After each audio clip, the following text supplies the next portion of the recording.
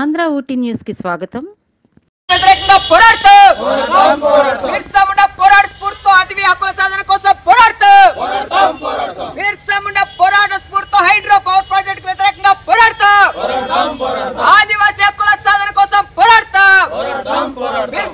పోరాట స్ఫూర్తితో అక్రమ మైనింగ్ తవ్వకాలకు వ్యతిరేకంగా పోరాడతాం. బిర్సా ముండా పోరాట స్ఫూర్తితో మైనింగ్ తవ్వకాలకు వ్యతిరేకంగా పోరాడతాం.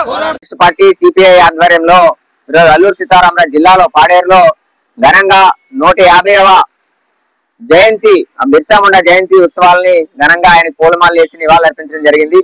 అయితే 1875 నవంబర్ 15వ తేదీన జార్ఖండ్ రాష్ట్రంలో ఉలియుట్ లో జన్మించినటువంటి బిర్సా ముండా తన చిన్న వయసులో నుంచి ఆ ప్రాంతంలో ఉన్నటువంటి సర్దారీ ఉద్యమానికి ప్రభావితులై ఆకర్షితులై ఈ దేశానికి స్వాతంత్రం రావాలని పోరాటంలో భాగస్వామ్యం అవడం జరిగింది.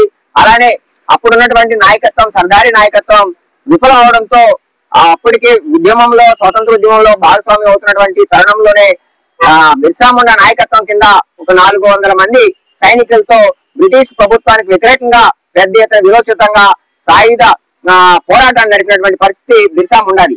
అప్పుడున్నటువంటి సాంప్రదాయ ఆయుధాలు అయినటువంటి బాణాలు విల్లంబులు ఇంకా స్థానికంగా అక్కడ ఏవైతే ఆయుధాలు దొరికితే ఆయుధాలతోనే బ్రిటిషులకు వ్యతిరేకంగా పోరాటం చేసినటువంటి పరిస్థితి ఉంది.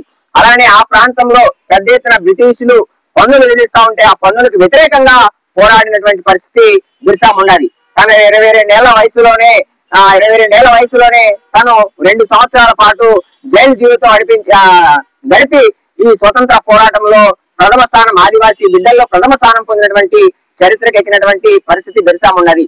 అయితే ఈ బిర్సా ముండా పోరాట పెద్ద ఎత్తున ప్రచారం అవుతుంది, జనాల్లోకి వెళ్తున్న తరుణంలో బ్రిటిష్ ప్రభుత్వం కుట్రబన్ని ఆయన్ని పట్టుకొని ఒక 2 సంవత్సరాల పాటు ఉంచిన తర్వాత విడుదల బయటకు వచ్చిన తర్వాత కూడా ఆయన్ని విడిచిపెట్టకుండా ఆయన్ని విషపూరితంగా చంపినటువంటి పరిస్థితి బ్రిటిష్ పాలకులది. ఏదేమైనప్పటికీ కూడా ఆయన పోరాటం భారతదేశ స్వతంత్ర పోరాటంలో ఒక క్రియాశీలకమైన పాత్ర ఉంది కాబట్టి ఈరోజు పార్లమెంట్ లో కూడా ఆయన చిత్రపటానికి గౌరవం దక్కిందని సందర్భంగా తెలియజేస్తూ ఆయన పోరాట స్ఫూర్తితో ఈ రోజు అల్లూరు సీతారామరాజు జిల్లా కూడా ఆదివాసీ బిడ్డలు ఉన్నటువంటి జిల్లా.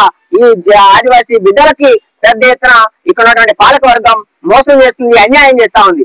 ఒకవైపు జీవనాడిగా ఉన్నటువంటి ఆదివాసీ ప్రాంతంలో ఉన్నటువంటి భూమికి రక్షణగా ఉండేటువంటి 170 చట్టాన్ని ఈరోజు పాలక వర్గాలంతా కూడా తూట్లు పొడిచేటటువంటి పరిస్థితి ఉంది. మరోవైపు ఇక్కడ పీసా చట్టం పటిష్టంగా ఉండాల్సినటువంటి పరిస్థితి ఉంటే దాన్ని పక్కన పెట్టి పీసా చట్టాన్ని మొత్తం కూడా తూట్లు పొడిచి ఇక్కడ ఉన్నటువంటి భూముల్ని గ్రామ సభల్ని సక్రమంగా జరగలేకుండా ఈ భూములన్నింటినీ కూడా అన్యాక్రాంతం చేసే పద్ధతుల్లో ఈరోజు పాలక వర్గాలు ఉన్నాయి. కాబట్టి బిర్సా ముండా పోరాట స్ఫూర్తితో ఈ ప్రాంతంలో హైడ్రో పవర్ ప్రాజెక్టు నిర్మించాలని చెప్పి పెద్ద ఎత్తున పాలక వర్గం కుట్ర పడుతూ దాని మీద పెద్ద ఎత్తున ఫోకస్ చేసింది. దాన్ని ఆదివాసీ బిడ్డలు వ్యతిరేకిస్తూ పోరాటాలు నడుపుతున్న ఆ పోరాటాలను కూడా అణిచివేయాలని పాలక వర్గం చూస్తా ఉంది. కాబట్టి హైడ్రో పవర్ ప్రాజెక్టు వ్యతిరేకంగా ఆదివాసీ బిడ్డలంతా కూడా బిర్సా ముండా పోరాట స్ఫూర్తితో ఉద్యమాన్ని ముందుకు తీసుకెళ్తారని ఈ సందర్భంగా తెలియజేస్తూ అయితే ఐటీడీఏ పాడేరు పరిస్థితి ఏమంటే ఈరోజు 12:30 అవుతున్నా సరే బిర్సా ముండాకి మేము నివాళులర్పించి ఆయన విగ్రహానికి పూలమాల వేసేటటువంటి పరిస్థితి ఇక్కడ ఉన్నటువంటి ఐటీడీఏ పిఓ గారి లేదు. ఎందుకంటే ఆవిడ గారు వేస్తే తప్ప ఇక్కడ మేము ఆయన మెడలో ధర్మ వేసి నివాళులర్పించే పరిస్థితి లేకుండా ఈరోజు 12:30 దాకా పూలమాల వేయకుండా ఆయన బిర్సా ముండా పోరాటాన్ని ఆయన చరిత్ర అవగాహన చేసినటువంటి పరిస్థితి ఇక్కడ పాడేరు ఐటీడీఏలో నెలకొందని సందర్భంగా తెలియజేస్తూ ఈ ప్రాంతం అంతా కూడా ఆదివాసీల కోసం ప్రత్యేకంగా ఏర్పాటు చేసినటువంటి ఐటీడీఏ ఆ ఐటీడీఏలోనే ఇక్కడ విగ్రహం ఉంది తప్ప మరెక్కడా లేకపోవడం వల్ల ఈరోజు సకాలంలో ఆయన విగ్రహానికి పూలమాల వేసి నివాళులు అర్పించలేనటువంటి పరిస్థితి ఈ ఐటీడీఏ పాడేరుది అని చెప్పి దాపురిచ్చిందని ఈ సందర్భంగా తెలియజేస్తూ ఖచ్చితంగా బిర్సా ముండా లాంటి ఆదివాసీ పోరాట యోధుల్ని ఈ ప్రాంతం స్మరించుకోవాల్సినటువంటి పరిస్థితి.